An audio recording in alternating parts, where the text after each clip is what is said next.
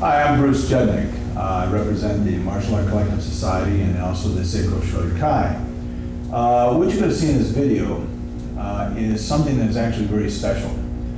I hope, and it's actually what it is, it's a gift. It's a gift that was given to Shihan Robert Ito. Shihan Robert Ito is a gentleman that became very, very close to the gentleman who he is dedicating this tape to. His name was Bing Phai Lau. Bing Phai Lau was probably one of the most respected, if not the most respected martial artists in the Hawaiian Islands, and for that matter, around the world. He was a person that believed in the scholar-warrior idea. And especially through his last days, Bing became very much involved with trying to see that the arts get saved. He would contact me several times and also worked on behalf of the Martial Art Collective Society, which is an organization of organizations. Bing was a senior to everyone in that society. We lost him 2 years ago. Bing Phai Lau, towards his last days, entrusted a very dear friend and also one of my top practitioners, Robert Ito, with saving the form of Tai Chi that Bing Phai Lau did every day. This form is a form that is being used and will be used now out of respect for Bing Phai Lau in the Koshiru system, also in many of the other organizational systems out of respect for Bing Phai Lau. The one that will see that these teachings take place is Shihan Robert Ito. He is the one that was entrusted with the form by Bing Phai Lau. This is to Bing. Now,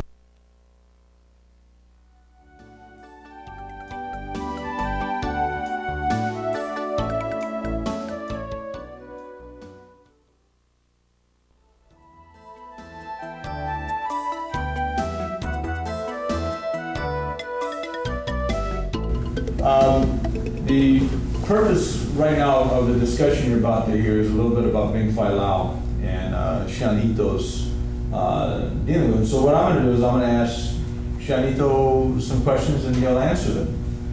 And Shihan Ito. Yes, sir. When you first met Bing Phai Lau, what was the conditions, or how did you meet him?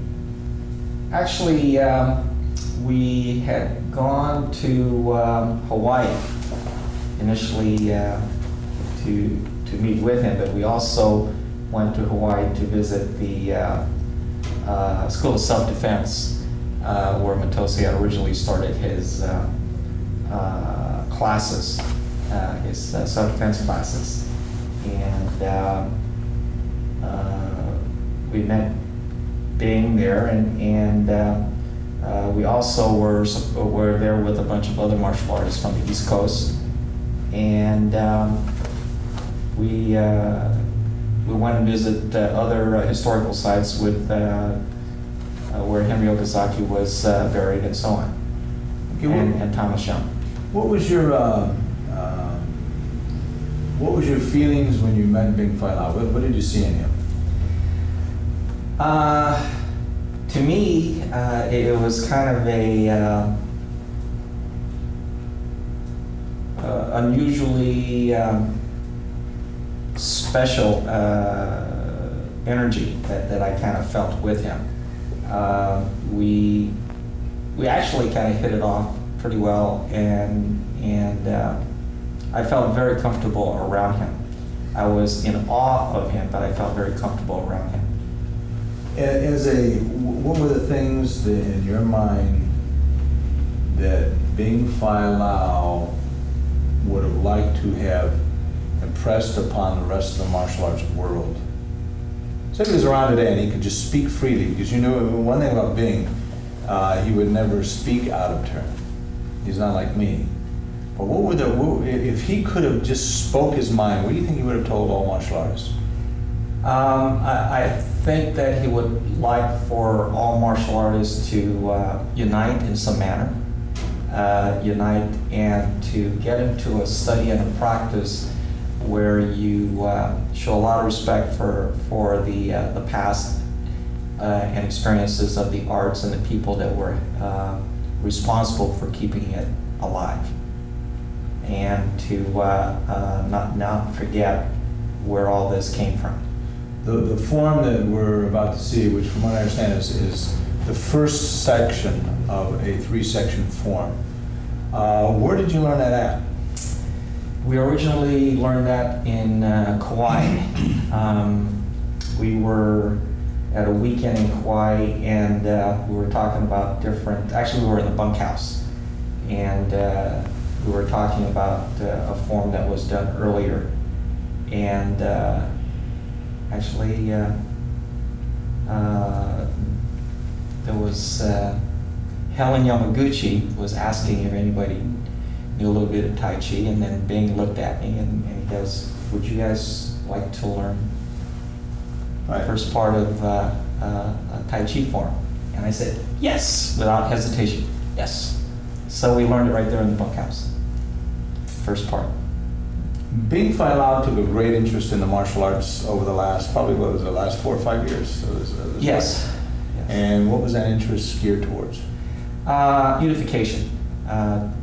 For some of the old-timers and different art forms and stuff to kind of get together and try to band together and try to preserve the arts. Do you have any comments to make pertaining to the late Bing Fai Lao and about Bing Fai Lao? Yes. In the last year of his life, when I went back to see him when he got ill, I did perform the full form, all 3 parts in front of him to show that I did keep my promise that I was going to continue to practice it. And at that time, he asked me not to just continue to practice the form, but to teach the form. And I promised him that I would. So this tape, or these next 3 tapes, are a way of doing that? Yes, this is dedicated to Bing Fai Lao. Okay, thank you, Rob.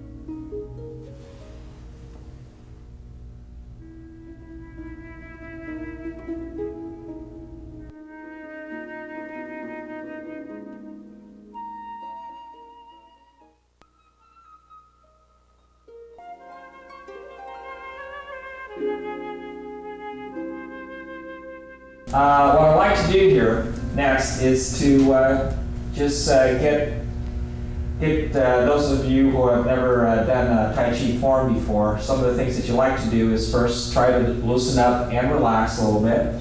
When you start the form, you want to keep all your limbs slightly bent and relaxed as you go through. When you step to the side from here, you want to come down very slightly and then inhale as you bring your arms up and exhale as you bring your arms back down. Now you could do this as an exercise by itself, which is the first movement in the form. It's called commencement. Commencement. Now, right from there, there's a lot of movement in between each technique or each direction that you're going. And you'll have a tendency to move or rock a couple of times as you go into your next movement. So if you step into commencement from here and exhale from here, our next movement is called warding off. Now, to do that, I have to shift my body at least 2 times before I can get going into my next movement. To do this from here, coming down, I bring my arms up like I'm carrying a beach ball. I bring my left leg up and then step forward. Warding off is like a parry. All right? Now this motion can be repeated and repeated as an individual exercise, just like commencement. In the form, you start off with the commencement movement. You're going to do left warding off, and then you're going to go to your right warding off again. All right? So if you take warding off just as an exercise from here, you would shift twice and then ward off until you get the hang of it. And then you could do it same as in the form. So all your techniques that I'm showing you can be done individually in the beginning, just as an exercise by itself, and then connected later when you do the whole form.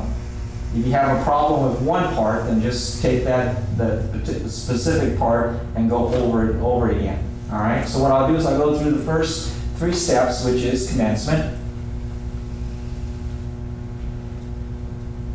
and then warding off left, and then warding off to my right. The next motion here is called grasping the bird's tail. Now, from warding off, what I'm going to do is I'm going to start to turn square in front of me here and then bring both my arms together, left palm to the wrist, push off to my right side. I'm going to roll back, shift my weight to the back leg, and then push forward again.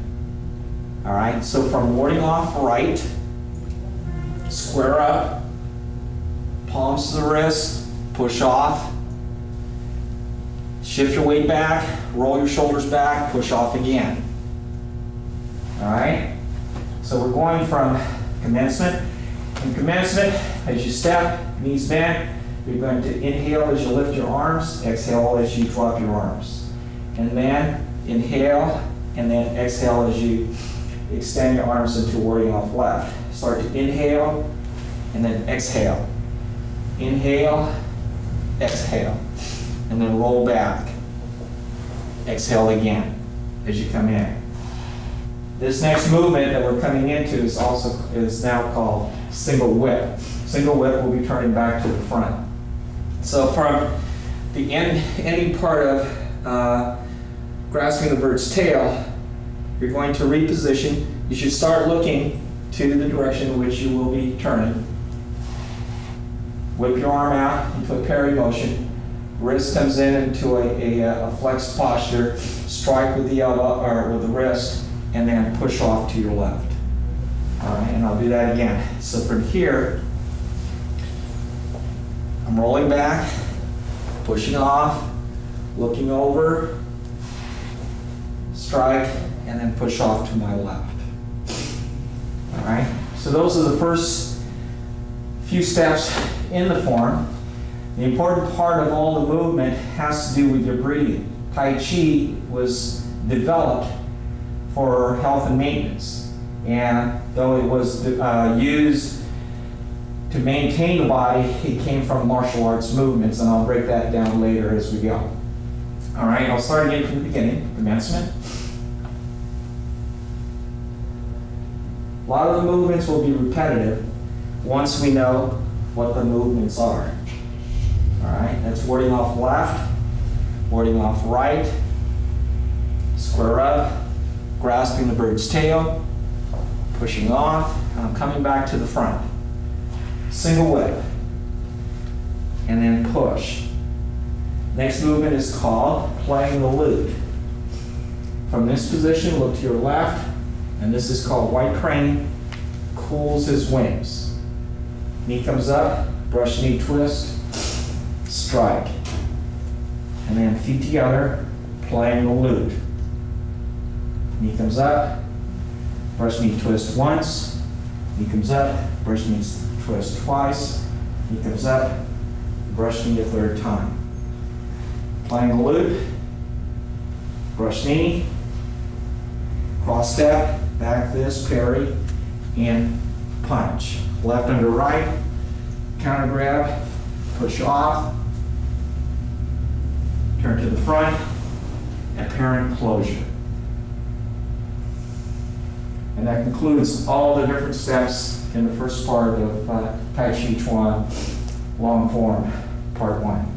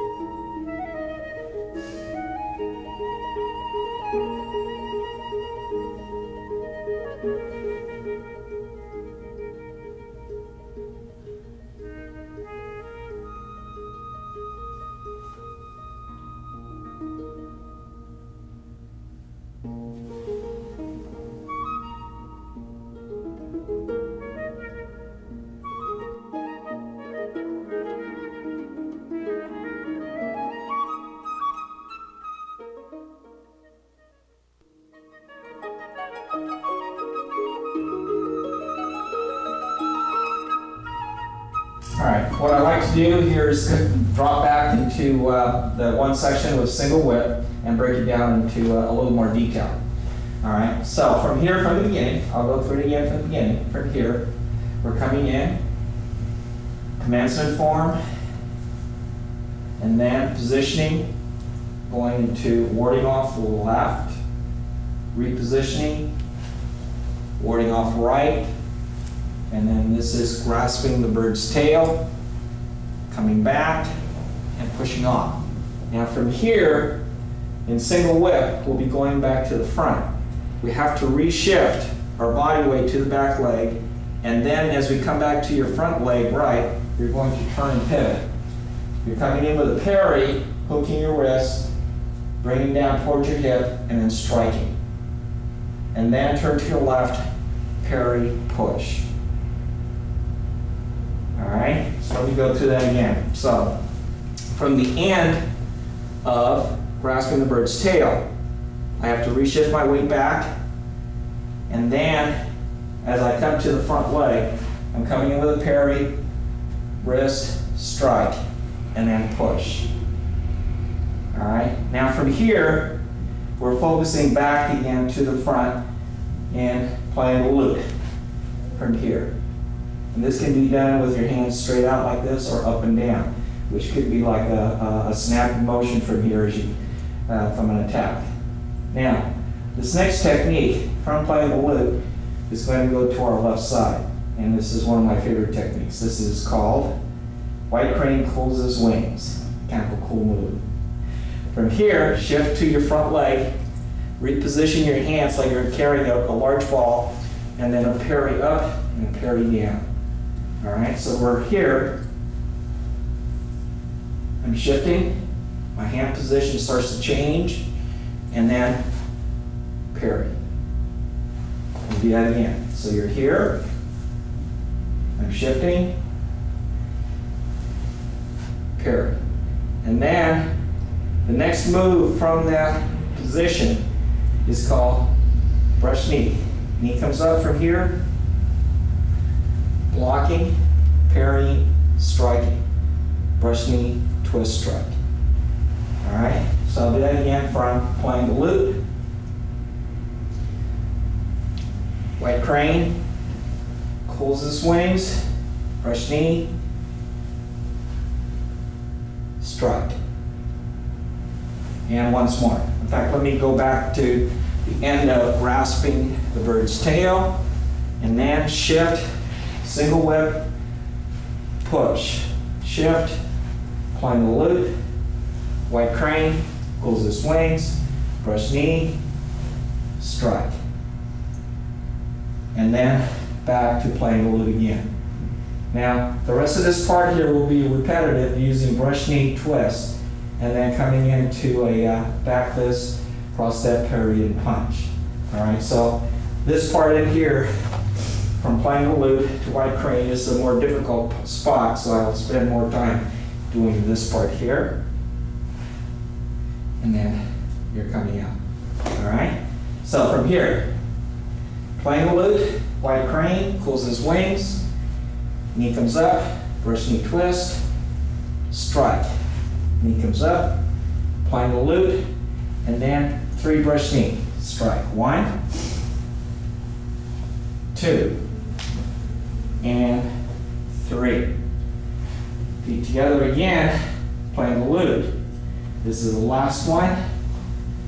Strike, you're going to cross step, back fist parry as you step forward, and punch. Left comes under the right, counter grab, pull back, and then shove off and push off again. Face towards the front, left over right, and then this is called apparent closure. This is the end of part 1, but also the beginning of part 2 as we go through.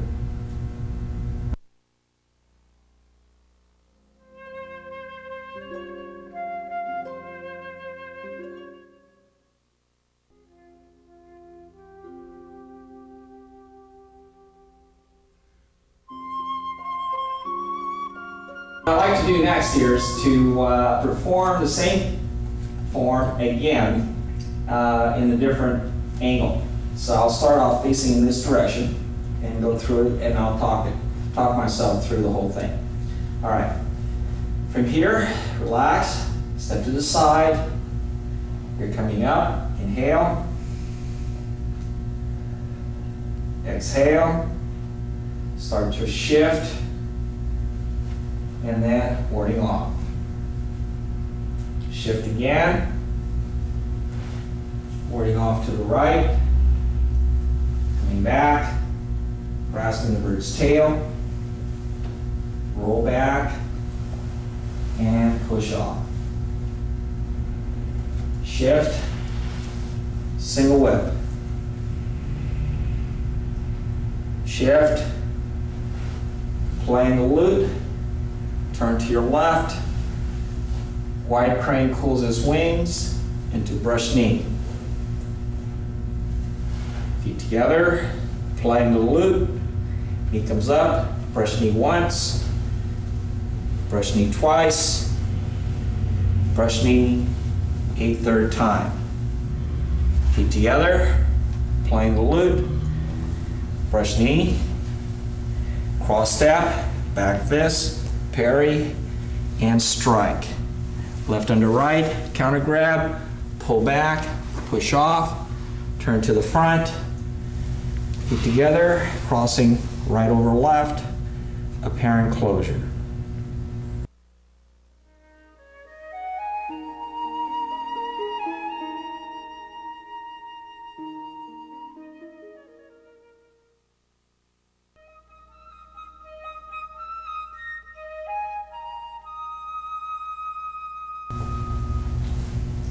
What I'd like to do next here is actually have one of my other instructors, Dean Kosho,